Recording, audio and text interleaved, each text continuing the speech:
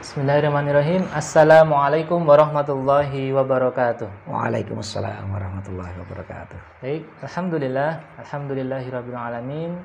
Wa bihi nasta'inu ala umuri dunya waddin. Shalatu wassalamu ala asrafil anbiya'i wal mursalin wa ala alihi wa ashabihi ajma'in, amma ba'd. Baik, anak-anakku semuanya, siswa-siswi SMP Muhammadiyah Al-Kautsar dan pemirsa dimanapun berada, berjumpa lagi sekarang dengan saya Pak Rohmat di kajian rutin BK dan PAI tiap hari Kamis. Nah, pada kali ini saya tidak sendiri nggih. Nah, sini pada episode kali ini kita akan membahas kajian dengan tema memahami makna dan hakikat Idul Fitri. Nah, di sini saya tidak sendiri, saya bersama narasumber yang insya Allah sangat luar biasa, yang tentunya berkompeten dalam membahas materi kajian pada kali ini.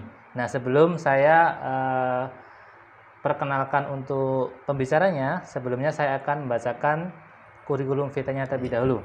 Baik, saya bacakan kurikulum vitae-nya. Nah, untuk nama yaitu Ustadz Sholahuddin Sirizar LC.MA. Kemudian alamat Wonorejo RT 03 RW 5 Polokarto Sukoharjo. Nah, untuk riwayat pendidikan, beliau ini dulunya di SD Muhammadiyah Wonorejo, MTS Pontren As-Salam ya, Pondok Pesantren As-Salam ya, Surakarta. Ya.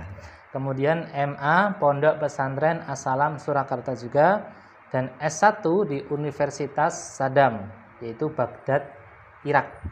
Fakultas Ilmu Keislaman. Okay. Jurusan Ilmu Fikih dan Usul Fikih. Ya. Kemudian S2-nya di Universitas Baghdad, Fakultas Ilmu Keislaman, jurusan Syariah, yaitu di Baghdad dan di Irak juga. Kemudian untuk pekerjaannya yaitu Direktur Pondok Pesantren Imam Syuhada. Nah, sekarang kita juga berada di Pondok Pesantren ya, kompleksnya Imam Syuhada. Kemudian juga dosen di Pondok Sobron Universitas Muhammadiyah Surakarta. Dan juga dosen juga di Fakultas Syariah IAIN Surakarta.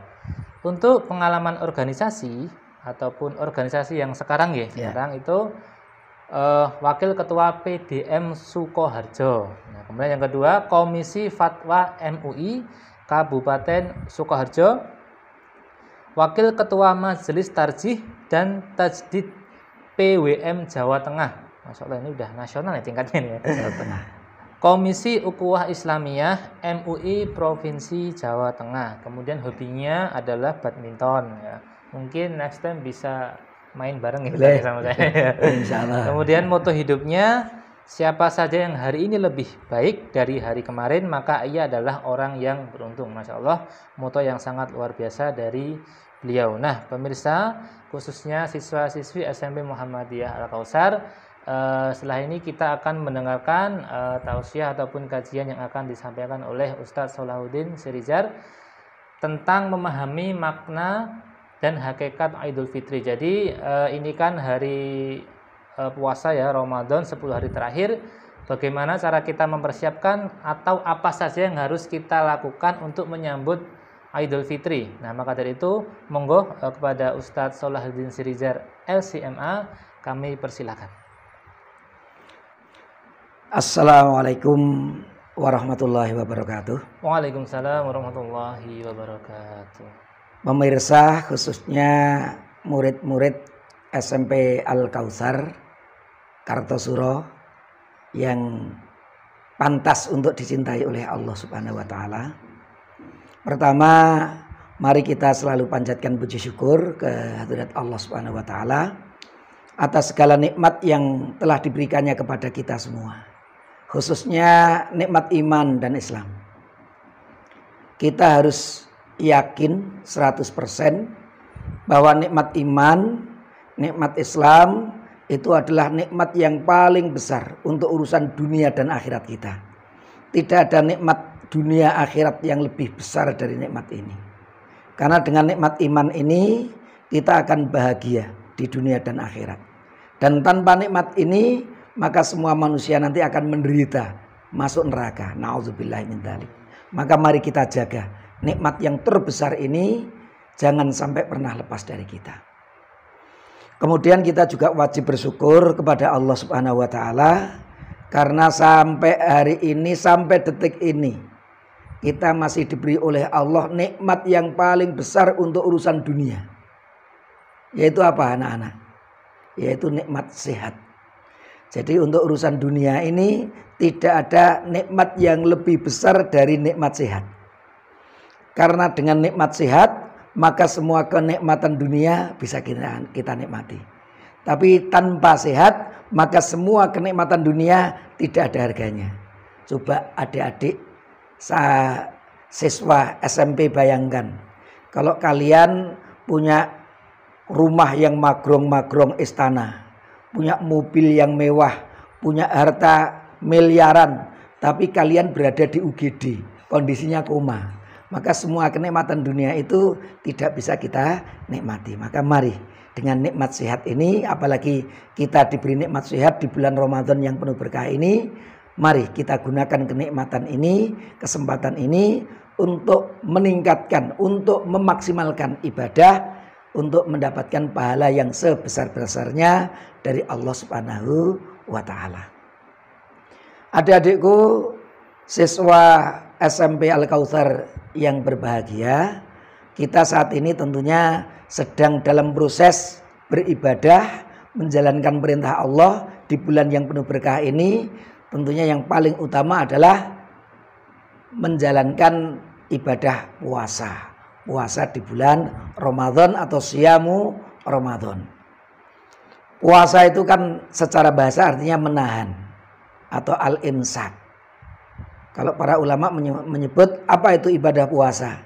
Ibadah puasa itu ibadah yang kita niati untuk mendekatkan diri kepada Allah dengan cara meninggalkan atau menahan diri kita dari semua yang membatalkan puasa. Makan, minum, berhubungan suami istri itu kita tinggalkan dari terbit fajar sampai tenggelam matahari. Itu ibadah puasa. Dan ibadah puasa kita ini ibadah puasa di bulan Ramadan. Ternyata kata Ramadan itu kalau kita mengambil maknanya, ternyata berasal dari kata Romidho, Yarmadu, Romdo'a wa Ramadhana, yang artinya panas, menyengat, membakar. Jadi puasa Ramadan ini memang sesuai dengan sabda Nabi, man shoma Ramadhana imanan wahtisaban ghufira lahu ma taqaddama min dzambi. Siapa yang berpuasa di bulan Ramadan ini dengan penuh keimanan dan penuh keikhlasan hanya untuk mendapatkan pahala dari Allah, maka akan dibakarlah dosa-dosanya.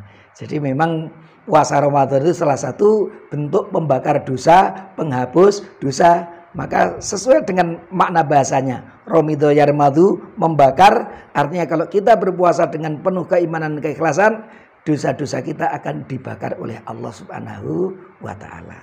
Tapi ingat adik-adik sekalian yang berbahagia, dosa yang dihapus oleh Allah itu hanyalah dosa-dosa kecil. Kalau dosa itu dosa besar, kita wajib bertaubat kepada Allah Subhanahu wa taala. Jadi puasa kita secara otomatis menghapus dosa-dosa kecil kita. Seperti mungkin kita mengejek saudara kita, teman kita, ini sudah dosa. Dan dengan ibadah puasa seperti ini, insya Allah Allah menghapus dosa kita. Tapi kalau orang berbuat zina, minum minuman keras, itu dosa besar, itu dengan ibadah-ibadah sholat kita, puasa kita tidak bisa terhapus. Kita wajib secara khusus bertaubat, minta ampun kepada Allah Subhanahu wa taala. Tentunya kalau kita sudah melaksanakan ibadah puasa 1 bulan penuh, tentunya juga tidak meninggalkan sholat 5 waktu.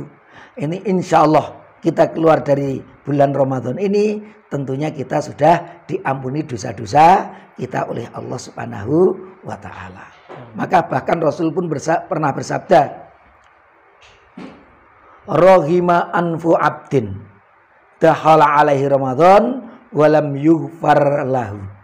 Celakalah seorang hamba yang keluar dari bulan Ramadan tapi dia belum diampuni oleh Allah Subhanahu wa taala. Ini sangat rugi. Karena bulan Ramadan itu bulan pengampunan, bulan maghfirah, tapi kok kita keluar dari bulan Ramadan, dosa kita belum terampuni. Berarti mungkin kita tidak sholat, kita tidak berpuasa di bulan itu, sehingga kita tidak terampuni. Itulah orang-orang yang celaka ketika nanti bulan Ramadan lewat, ternyata dia tidak mendapatkan maghfirah dari Allah Subhanahu wa Ta'ala. Tentunya ada banyak kebahagiaan yang bisa dinikmati oleh kita yang berpuasa. Paling tidak kalau setiap sore berbuka kita merasa berbahagia. Apalagi nanti ketika kita berjumpa Allah dengan ketaatan ini, maka kita termasuk orang-orang yang akan bahagia karena akan dimasukkan ke surganya Allah Subhanahu wa Ta'ala. Salah satu yang membahagiakan umat Islam ketika datang bulan Ramadan juga adalah datangnya hari raya, yaitu Idul Fitri. Yang menarik, ketika Rasulullah datang ke Madinah, itu ternyata orang-orang jahiliyah dulu punya 2 hari raya. Yang pertama namanya hari Nairus, itu hari raya awal tahun. Yang kedua hari raya Mihrojan atau Mahrojan, itu hari raya pertengahan tahun. Jadi orang-orang jahiliyah dulu juga merayakan setiap tahun 2 kali, di awal tahun dan di pertengahan tahun. Nairus dengan Mihrojan. Tapi begitu Rasul datang melihat mereka merayakan hari raya itu, maka Rasul bersabda, umat Islam, aku sudah memberi kamu pengganti yang lebih baik dari 2 hari raya itu yang kamu lakukan di waktu jahiliyah itu, yaitu 2 hari raya yang namanya hari raya Idul Fitri dan Idul Adha. Maka 2 hari raya ini pengganti 2 hari rayanya kaum jahiliyah, dan ini paling baik karena hari raya ini hari yang juga penuh dengan pahala dari Allah Subhanahu wa Ta'ala. Cuman kadang-kadang ada pertanyaan memang. Idul Fitri itu artinya apa toh? Ada ya'udu. Aidun itu artinya kembali. Jadi ada ya'udu, kembali. Al-Fitru itu tentunya ada 2 ada 2 hal yang kadang-kadang itu umat Islam itu salah memahaminya. Ada kata fitri dan ada kata fitrah. Kalau fitrah itu sebenarnya artinya apa fitrah itu? Fitrah itu watak asli. Sifat asli ketika manusia diciptakan oleh Allah itu namanya fitrah. Maka sifat asli kita manusia itu ya tentunya taat kepada Allah ketika kita diciptakan oleh Allah, itu fitrah kita. Itu fitrah. Maka kadang-kadang fitrah juga diberi makna suci. Kalau Idul Fitrah itu kembali kepada suci. Tapi Id kita ini disebut Idul Fitri, bukan Idul Fitrah. Kalau Al-Fitru itu bisa dimaknai makan pagi. Jadi aftara yuftir itu bisa bermakna makanan pagi. Tapi kalau aftara as-shaim itu yang dimaksud adalah orang yang berpuasa itu berbuka. Jadi Al-Fitru itu kebalikan dari as-shaum. Saumun itu menahan dari makan dan minum, tapi kalau fitrun itu artinya dia dalam keadaan makan dan minum. Sehingga kalau hari itu dia tidak boleh makan dan minum, berarti saum atau siam. Tapi kalau hari itu dia bisa makan atau minum, maka itu fitrun. Jadi waktu berbuka.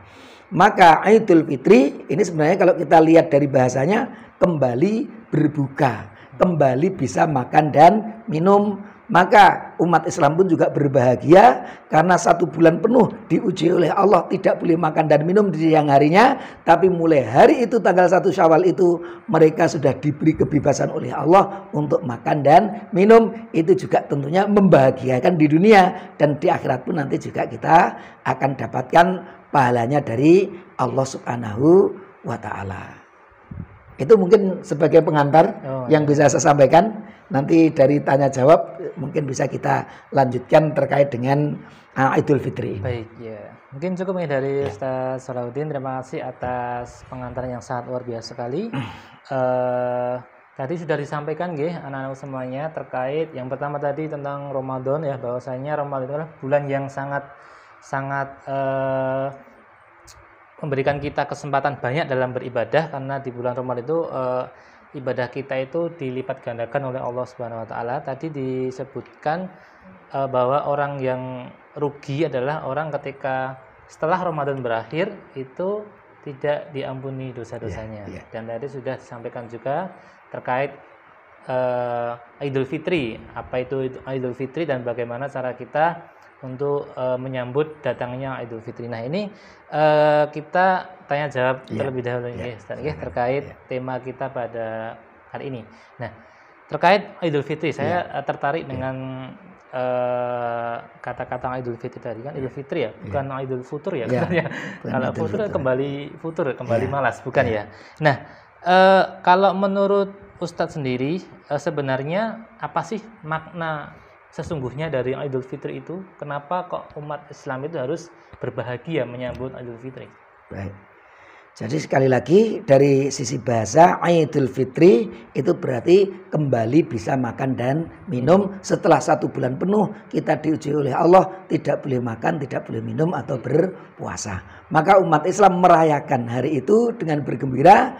Allah sudah selesai menguji kita, kita sudah bisa kembali untuk makan dan minum kembali halalan thayyiban. Ini apa itu hari raya. Maka hari raya itu sangat dinanti-nanti juga oleh umat Islam karena nanti ada juga rangkaian ibadah-ibadah yang disyariatkan oleh Rasulullah terkait dengan hari raya Idul Fitri itu tadi. Tapi prinsipnya memang sekali lagi ketika orang-orang Madinah waktu Rasul datang itu mereka merayakan yaumani tal'abuna fihima. Kamu waktu itu di 2 hari raya itu kamu bersenang-senang di 2 hari raya itu. Tapi Allah memberi kamu ganti hari bersenang-senang yang lebih baik dari keduanya, yaitu Idul Fitri dan Idul Adha. Maka di Idul Fitri ini kita diwajibkan oleh Allah untuk membayar zakat. Itu seakan-akan seperti kafaroh. Karena mulai hari itu kamu sudah tidak berpuasa lagi, Allah bebaskan bisa makan dan minum, maka kamu harus membayar tanda kafarat itu tadi apa? Namanya zakat fitri. Maka namanya pun juga bukan zakat fitrah, tapi zakat fitri. Zakat itu diwajibkan oleh Allah karena kita berbahagia, bersyukur karena ujian Allah sudah selesai, kita bisa makan dan minum kembali, maka kita diwajibkan untuk mengeluarkan zakat fitri itu tadi. Oh, jadi berarti namanya itu zakat fitri gitu? Ya. Bukan zakat fitrah. Gitu. Bukan zakat fitrah. Nah, kebanyakan orang itu menyebutnya zakat fitrah itu. Nanti kalau kita lihat hadisnya yang sahih, faradha Rasulullah zakat al-fitri. Jadi di dalam hadis semua riwayat-riwayat terkait dengan zakat ini disebut zakatul fitri. Maka apa itu idnya juga bukan Idul Fitrah. Idul Fitri zakatnya juga bukan zakat fitrah, tapi zakat fitri. Mengapa disebut zakat fitri? Kita diwajibkan zakat itu karena kita sudah fitri, sudah bisa kembali makan dan minum, dan ini umat Islam berbahagia karena ujian Allah sudah selesai dan mereka mudah-mudahan sudah menyelesaikan ujian dari Allah di bulan Ramadan. Maka yang menarik, para ulama itu memberikan satu syair yang syarat dengan makna. Mereka mengatakan laisal aidu, bukanlah Idul Fitri itu liman labisal jadid, bukanlah bagi mereka yang berpakaian baru. Innamal aidu, tapi yang disebut aid itu adalah liman ta'atuhu tazid, mereka yang ketaatannya kepada Allah semakin baik, semakin meningkat, semakin bertambah. Maka di Idul Fitri ini belum tentu orang itu diampuni oleh Allah. Karena manusia itu kan ada 2 macam. Kalau kita perhatikan manusia itu ada yang berpuasa, ada yang tidak berpuasa. Maka mereka yang tidak sholat, dia mengatakan dirinya muslim, saya Islam, KTP-nya Islam, tapi dia tidak sholat 5 waktu, dia tidak berpuasa di bulan Ramadan. Maka nanti kalau dia merayakan hari raya itu, dia hanya merayakannya saja, tapi dia tidak mendapatkan ampunan sama sekali dari Allah Subhanahu wa Ta'ala. Maka di hari raya itu belum tentu. Karena ada 2 macam orang tadi, yang tidak berpuasa maka tetap berdosa, yang berpuasa dengan keikhlasan maka dapat pahala. Bahkan yang berpuasa pun ada 2 macam. Ini untuk anak-anak SMP Al-Kautsar. Orang yang berpuasa itu kalau saya gambarkan, itu orang yang berpuasa di bulan Ramadan itu ada 2 macam. Nanti kamu termasuk yang mana saya nggak tahu. Yang pertama seperti puasanya ular. Ular itu kan binatang yang menakutkan. Orang takut itu karena orang menggigit kan gitu. Jadi ular itu membahayakan. Orang melihat ular, wah bahaya ki, harus lari jauh dari ular. Jangan, ini bahaya. Termasuk punya sifat yang dijauhi. Tapi ternyata ular itu setelah berpuasa ngelungsungi, ya toh, itu ternyata hanya ganti baju. Cara-caranya kalau ular itu kalau berpuasa itu ganti baju saja. Tapi begitu sudah ganti baju, dia keluar sifatnya persis tidak berubah. Tetap membahayakan, tetap menjijikkan dan seterusnya. Itu puasanya ular. Tapi yang kedua, ini puasa jenis ulat. Puasa seperti puasanya ulat. Nah, kita lihat filosofi puasa ulat ini. Ulat itu kan merusak tanaman, makan dedaunan. Pak tani itu paling benci itu dengan ulat itu. Tanaman-tanaman rusak, tidak bisa gagal panen gara-gara apa? Gara-gara serangan diantaranya ulat itu. Jadi ulat itu merusak, membahayakan, menjijikkan. Orang tidak mau megang itu, jijik dengan ulat itu. Tapi setelah dia berpuasa, berubah menjadi kepompong, berubah lagi menjadi kupu-kupu. Lah setelah berpuasa, ulat yang sebelumnya itu merusak, membahayakan, tidak bermanfaat, ini berubah menjadi kupu-kupu yang dilihat saja sudah menarik. Anak-anak itu sudah suka ngejar kupu-kupu itu karena apa? Enak untuk dipandang itu. Indah sekali, dilihat sudah enak. Dan ternyata kupu-kupu itu juga bermanfaat, membantu penyerbukan sehingga bisa buah-buahan bisa maksimal hasilnya. Karena apa? Tumbuh-tumbuhan bisa menghasilkan buah-buahan yang maksimal karena penyerbukannya dibantu oleh kupu-kupu itu diantaranya. Jadi kalau kita adik-adik nanti berpuasanya, saya nggak tahu kalian berpuasa seperti ular atau berpuasa itu seperti ulat. Nah, mestinya kita berpuasa itu seperti ulat. Sehingga ketika datang Idul Fitri, tidak hanya kita merayakan, tapi kita benar-benar sudah berubah sifat kita, sudah berubah watak kita dari yang mungkin banyak melanggar aturan Allah menjadi taat kepada Allah Subhanahu wa taala. Maka seperti yang sudah kamu hafal. Apa tujuan Allah memerintahkan kita berpuasa? La'allakum tattaqun, agar kamu menjadi orang yang bertakwa. Intisari dari takwa itu adalah taat kepada Allah Subhanahu wa taala. Maka seperti tadi, laisal aidu liman labisal jadid. Bukanlah hari raya itu mereka yang berpakaiannya baru, tapi innamal aidu liman ta'atuhu tazid. Tapi hari raya itu bagi mereka yang ketaatannya kepada Allah semakin meningkat, semakin bertambah. Itu makna dari Idul Fitri. Masya Allah, luar biasa sekali ya, Ustaz. Jadi tidak hanya sekedar baju baru, tapi Idul Fitri itu kan kita kita menyambut hari kemenangan, berarti intinya kita harus semakin taat lagi. Intinya berubah menjadi lebih baik lagi dari hari kemarin. Seperti moto hidupnya Pak Ustaz ini. Oke, tadi menyinggung tentang baju baru juga. Nah, di Idul Fitri ini kebanyakan orang Indonesia itu kan seperti itu tadi. Banyak yang bajunya baru, kemudian identik dengan ketupat kayak gitu, kemudian bagi-bagi angpau. Nah, itu menurut Ustadz Salahuddin itu melihat fenomena seperti itu gimana? Baik.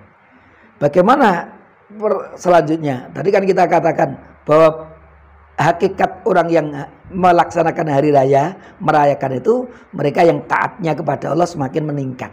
Bukan sekedar pakaiannya baru. Lalu bagaimana kalau di hari raya itu pada beli pakaian baru? Tidak ada salahnya juga. Karena Rasul di dalam hadis yang diriwayatkan oleh Imam Al-Hakim dari sahabat Ali bin Abi Thalib, beliau berkata, amarona Rasulullah sallallahu alaihi wasallam. Rasulullah telah memerintahkan kami annal basa ajwada manajid. Di hari raya itu Rasul memerintahkan kita umat Islam untuk berpakaian yang terbaik yang kita punya. Wa anna tatayyaba min bi ajwadi manajid. Dan Rasul juga memerintahkan kita memakai wangi-wangian yang paling baik yang kita miliki. Jadi ternyata di hari raya itu Rasul juga memerintahkan kita, orang umat Islam, pakailah pakaian yang terbaik yang kamu miliki. Nah, ini memang berisinya bukan baru, tapi yang paling baik. Maka mungkin karena mungkin pakaiannya sudah lawas, ingin pakaian yang paling baik lagi, membeli yang baru, itu tidak ada masalah.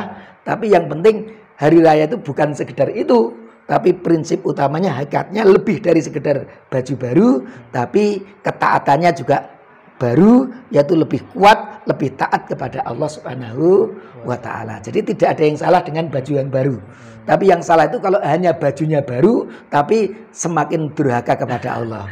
Tapi kalau bajunya baru, ketaatannya pun juga semakin meningkat, itu berarti kita termasuk orang-orang yang bertambah imannya, bertambah ketaatannya, bertambah manfaatnya kepada orang lain, dan tentunya semakin bertambah pahalanya dari Allah Subhanahu wa Ta'ala.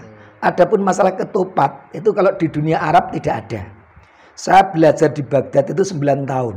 Dari tahun 93 sampai 2002. Saya tidak kenal yang namanya ketupat di sana itu.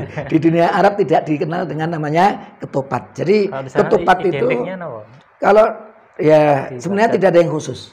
Tidak ada yang khusus. Ya mereka orang Arab kan sukanya kalau daging itu ya mereka nyebutnya nanti apa itu kuzi. Kuzi itu seperti gulai kalau gitu, atau bacah. Bacah itu kan kepala kambing atau kepala sapi yang dimasak. Itu orang-orang Arab itu suka sekali itu.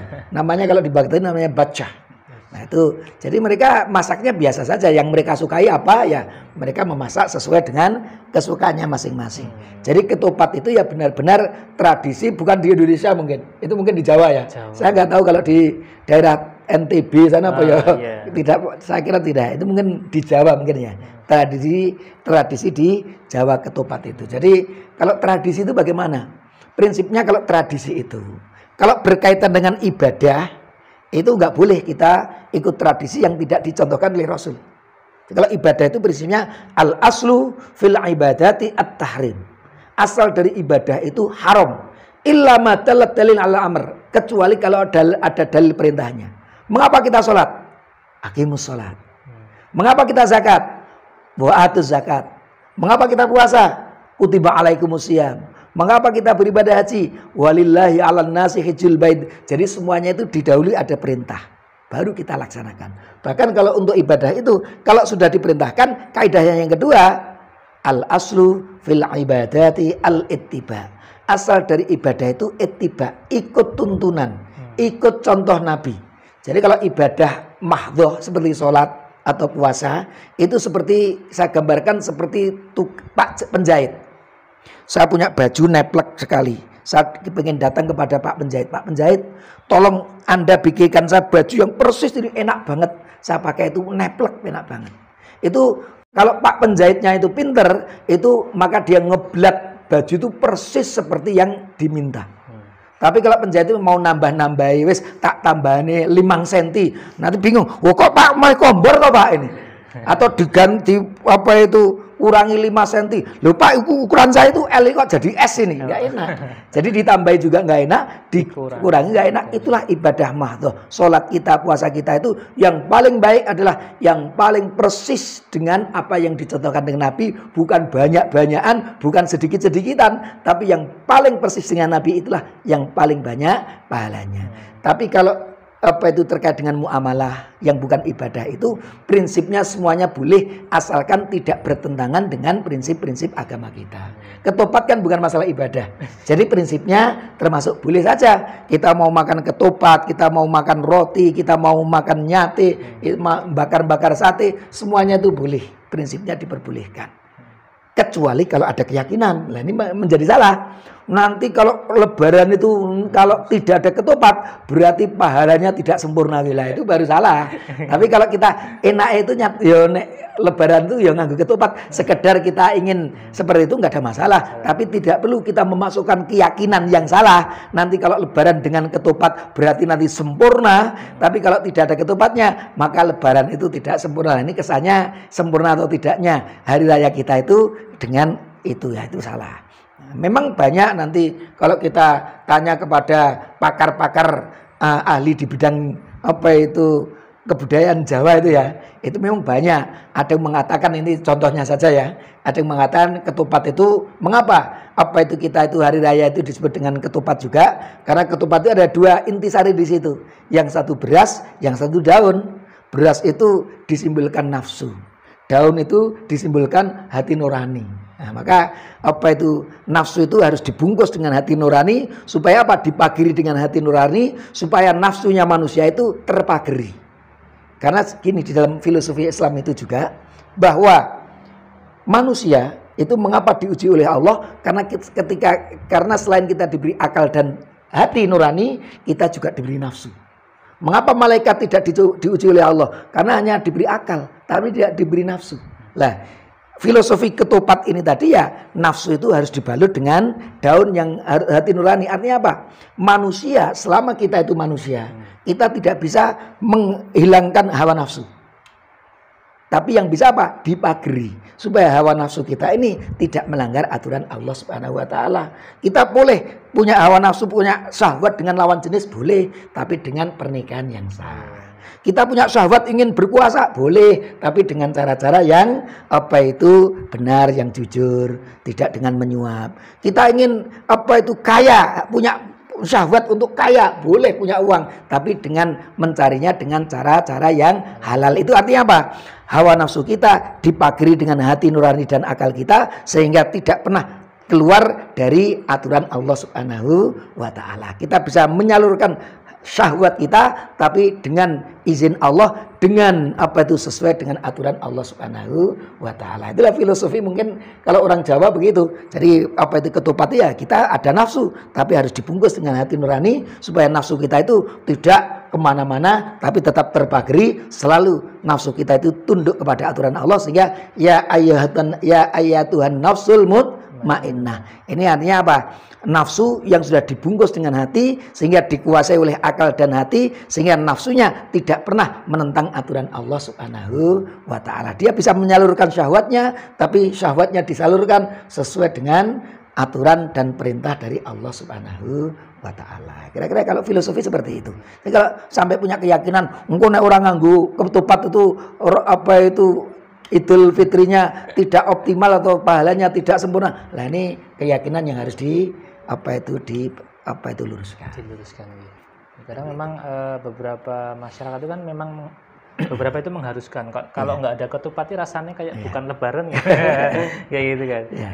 Yang penting tidak muncul keyakinan itu saja. Kalau rasa ya kurang enak kan biasanya lebaran ini monggo saja. Tapi jangan sampai ada keyakinan nek ra nganggo ketupat pahalanya enggak sempurna kok tiwas salat Id kok ranggut ketupat. Lah ini kesannya kan merendahkan salat Idnya kita karena sudah sempurna dengan salat itu tadi.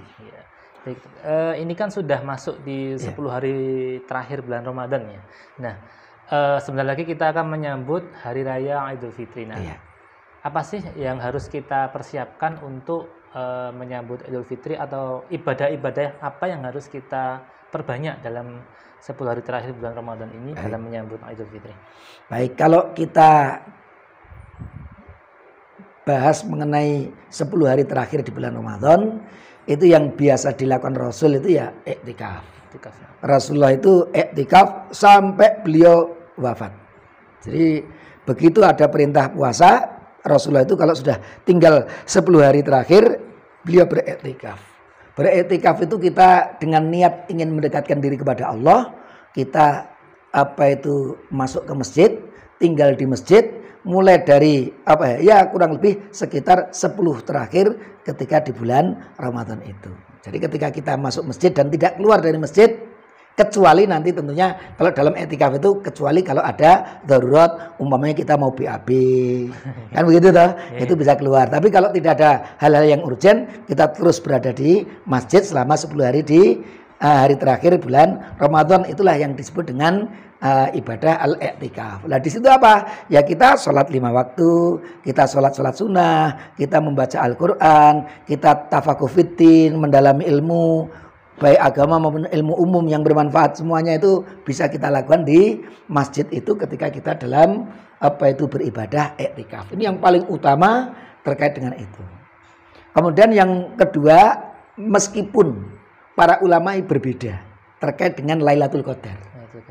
Karena ada perbedaan, sama Imam Ghazali itu sampai puluhan perbedaan. Ada yang mengatakan malam tanggal 29, 27. Ada yang mengatakan malam tanggal 27, ada yang mengatakan malam-malam ganjil 10 hari terakhir, ada yang mengatakan 10 malam terakhir itu, ada yang mengatakan malam-malam ganjil pertengahan 15, 17, 19 sampai akhir. Ada yang mengatakan pertengahan Ramadan, mulai tanggal 15 sampai akhir Ramadan. Itu memungkinkan turunnya apa itu Lailatul Qadar. Atau bahkan ada yang mengatakan malam-malam ganjil setiap Ramadan sejak malam pertama. Bahkan ada yang mengatakan semua malam di bulan Ramadan memungkinkan datangnya Lailatul Qadar. Karena inna anzalnahu fi Lailatul Qadar. Aku turunkan Al-Quran itu pada malam yang penuh dengan kemuliaan. Allah berfirman, Syahrul Ramadan alladzi unzila fihil Quran. Bulan Ramadan di mana di bulan itu turunnya Al-Quran. Al-Quran turun di malam kemuliaan yaitu Lailatul Qadar, dan Lailatul Qadar itu Al-Quran itu turun di bulan Ramadan, maka Lailatul Qadar itu adanya di bulan Ramadan. Kapan itu? Ya di antara bulan Ramadan. Meskipun ada hadis yang sahih, carilah Lailatul Qadar itu di 10 terakhir bulan Ramadan, di malam-malamnya itu. Nah, maka kalau sudah mulai 10 terakhir ini kita ya berusaha juga untuk mendapatkan Lailatul Qadar itu. Karena apa itu Lailatul Qadar itu disebutkan khairun min alfi syahrin, lebih baik dari 1000 bulan. Artinya kalau kita di malam itu beribadah kepada Allah, maka pahalanya lebih baik dibandingkan di luar malam itu 1000 bulan.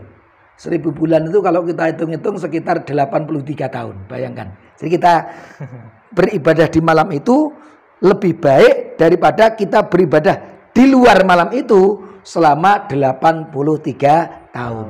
Maka itulah hikmahnya. Jadi mengapa Allah memberi kita dengan Lailatul Qadar itu untuk umat Islam itu? Karena umatnya Nabi Muhammad itu umat yang umurnya pendek. Jadi kalau Rasul bersabda, apa itu a'maru ummati, umurnya umat gitu ya sekitar 60 tahun atau 70 tahun. Padahal umat-umat yang lalu, Nabi Nuh saja itu berdakwah ceritanya sampai 800 tahun berdakwah itu. Tapi yang ikut cuma sedikit kan gitu. Itu menunjukkan bahwa umurnya umat waktu itu cukup panjang.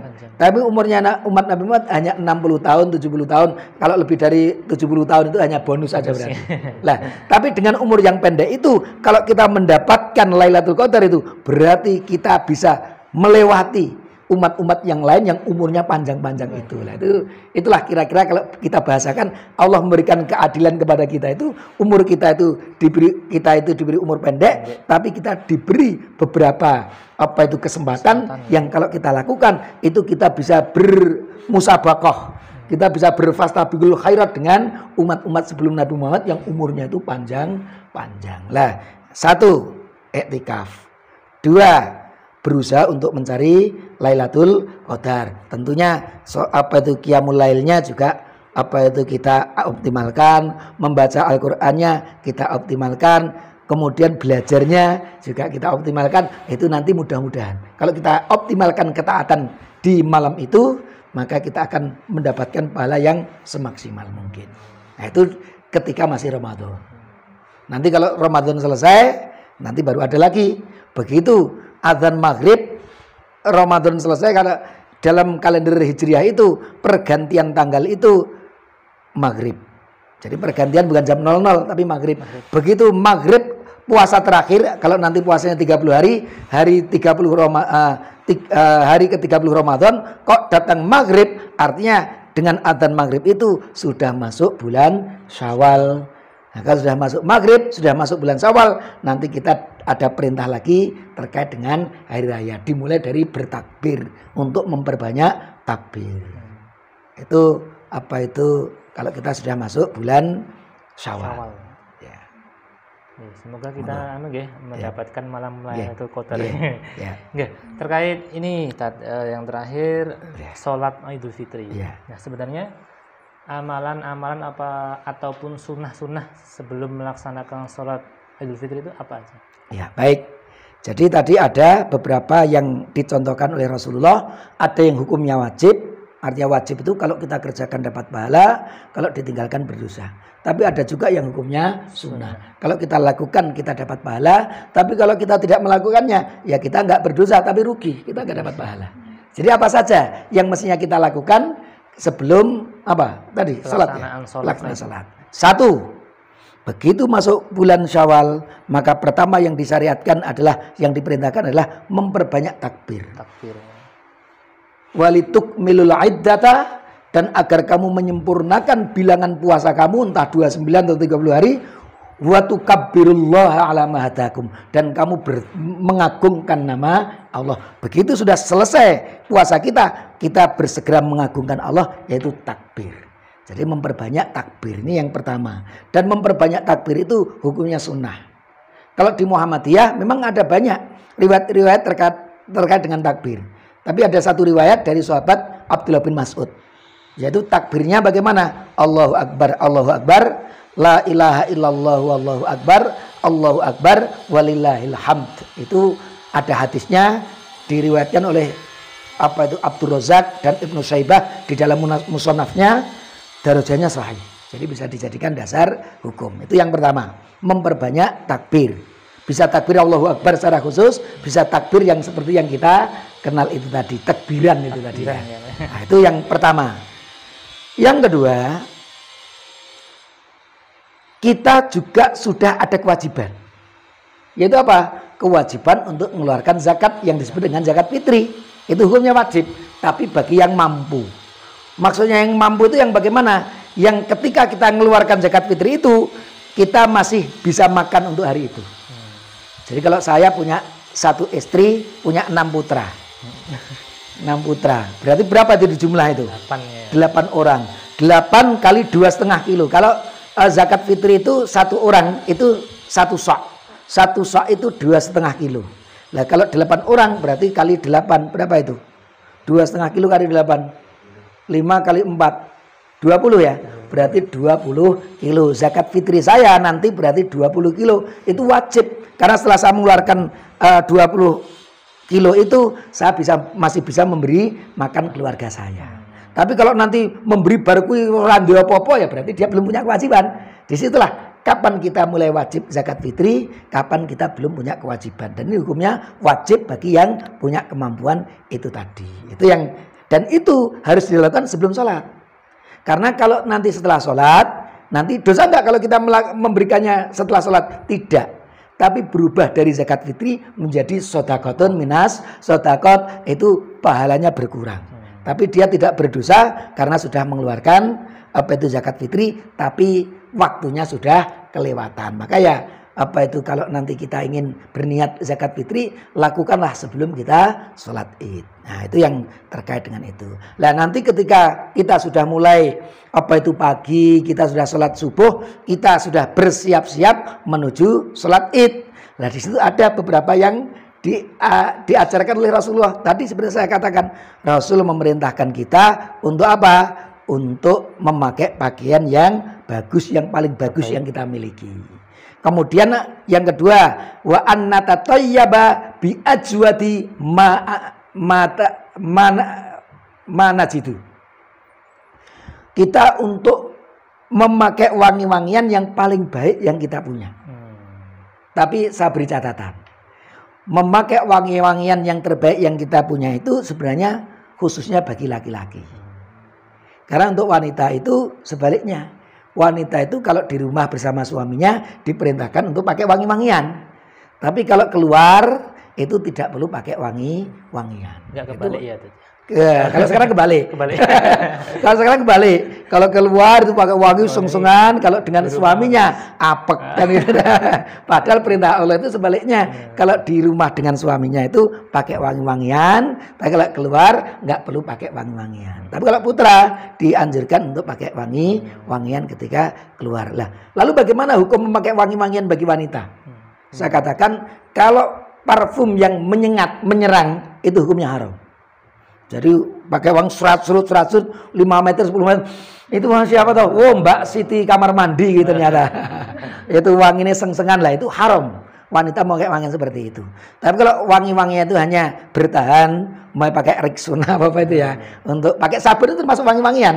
Wangi-wangian sekedar supaya bau badannya nanti tidak mengeluarkan bau yang apek, itu wangi-wangian yang masih ditolerir untuk para wanita. Jadi kalau pakai wangi-wangian yang jangan yang menyerang, tapi wangian yang bertahan saja. Yang penting supaya badannya tidak bau tidak sedap, tapi tetap baunya enak, tapi enggak menyengat kemana-mana. Itu insya Allah masih bisa ditolerir. Itu yang terkait dengan itu, memakai pakaian yang baru, yang baru atau yang terbagus, kemudian pakai wangi-wangian. Dan Rasulullah ternyata mengajarkan beliau itu kalau mau sholat itu beliau mandi. Jadi juga dianjurkan untuk apa? Mandi sebelum kita sholat. Yang menarik masalah mandi. Mandi itu berbeda dengan kita. Orang Arab itu biasa 2 hari 3 hari nggak mandi itu biasa. Dan nggak aneh. Mengapa? Karena di Arab sana suasana itu kering. Kalau kita kan lembab, mereka itu kering. Jadi saya belajar di Baghdad itu sehari mandi, sehari 2 hari sosok baru mandi itu biasa ikut-ikutan. Karena apa? Kering, nggak keringetan. Jadi nggak bau memang, nggak ada keringetan, nggak. Kecuali kalau kita olahraga badminton, olahraga sepak bola itu mungkin baru keringetan. Tapi kalau hanya kita beraktivitas normal begini sih, apa itu sekali. Pakaian kita itu enak aja, baju enak saja, nggak ada masalah itu. Memang di situ. Nah, di kita kan lembab. Baru pagi pakai, sore nggak ganti, itu kecut. Kenapa? Keringetnya keluar kemana lah. Ini memang ada perbedaan apa itu suasana. Maka Rasulullah menganjurkan sekali untuk apa? Kalau datang hari raya itu mandi. Nah, karena orang Arab itu biasa mandi 2 hari itu mereka gumun. Waktu saya diuji S2 sama penguji saya, mandi Jumat itu wajib atau tidak? Kan gitu terkait dengan itu. Saya jawab, Ustadz, di Indonesia nggak ada masalah itu. Kenapa? Orang Indonesia itu jangankan mandi setiap hari, sehari 2 kali. Domblong itu pengujian 2 kali sehari kan gitu. Iya, di pagi dan sore itu kita mandi. Wah, top orang Indonesia itu. Tapi kita tidak, memang belum sempat menjelaskan bedanya kita dengan mereka. Kita kalau nggak mandi seharian itu udah apung, udah kecut. Kalau mereka sehari 2 hari nggak mandi itu normal, kecuali mereka beraktivitas yang berlebih, itu mungkin baru kecut. Nah, maka seperti itu. Maka dianjurkan sekali untuk mandi.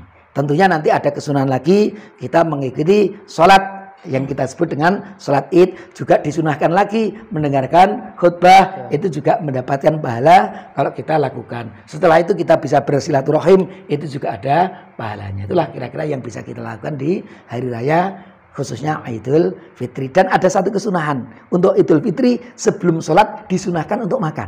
Makan ya.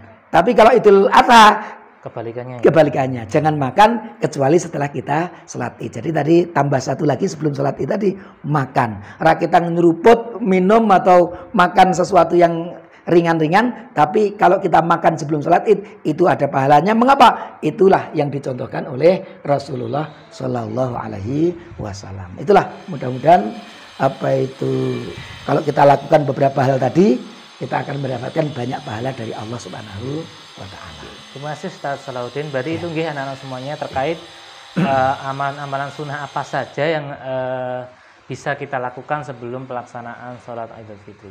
Baik Ustadz, mungkin itu kajian kita pada kali ini. Sebelum diakhiri, monggo ada closing statement mungkin dari panjenengan untuk siswa-siswa Al-Kausar, atau kalimat penutup. Baik. Atau mungkin nasihat-nasihat dari Ustadz. Baik. Monggo.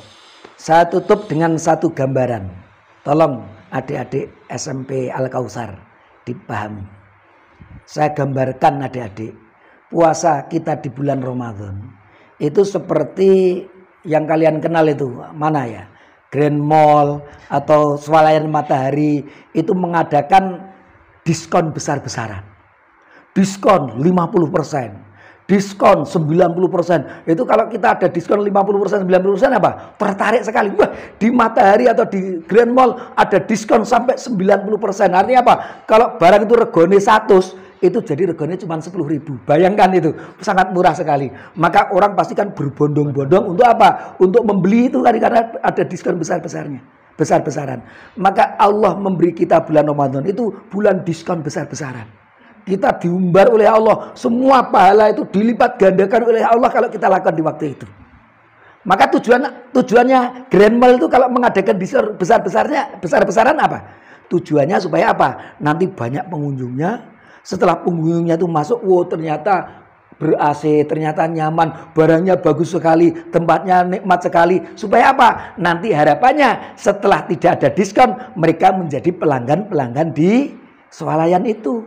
Kira-kira kalau nanti diskon tidak ada, pengunjungnya jadi sepi, yang punya swalayan apa itu kecewa tidak? Kecewa. Wah, dulu saya diskon ternyata berbondong-bondong, begitu sudah tidak ada diskon, sepi lagi. Nah, kan kecewa tuh itu. Sama. Allah ketika memberi kita apa itu bulan Ramadan, bulan yang penuh dengan keberkahan, semua pahala dilipat gandakan, berbondong-bondong baca Qur'annya semangat, ibadahnya semangat. Tapi begitu Ramadan selesai, ibadahnya juga selesai, semangatnya hilang, itu Allah kecewa nggak kira-kira? Kecewa seperti tadi, apa itu Grand Mall kecewa tadi.